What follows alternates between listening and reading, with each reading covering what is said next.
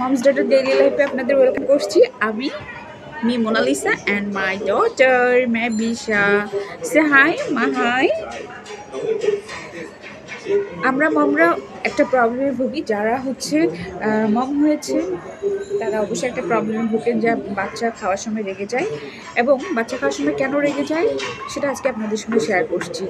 যারা মম তারা অবশ্যই জানি যে বাচ্চা ফিডিংয়ের সময় অনেক রেগে যায়, এবং এটা আমরা অনেকেই সিম্পলি নেই, কিন্তু অ্যাকচুয়ালি বাচ্চারা কেন রেগে যায় সেটা আমরা কেউই জানি না। আমি যখন আমার ডক্টরের কাছে গেলাম তখন আমি এই কথাটা বলেছি যে আমার বাচ্চা খাওয়ার সময় রেগে যায়। আসলে বাচ্চাদের গ্যাস হলে খাওয়ার সময় রেগে যায়, যখন ওটা এক্সারসাইজ পর্যায়ে চলে যায় তখন বাচ্চারা রেগে যায়। এখন আমার ডক্টর আমাকে একটা সিরাপ ব্যবহার করেছে।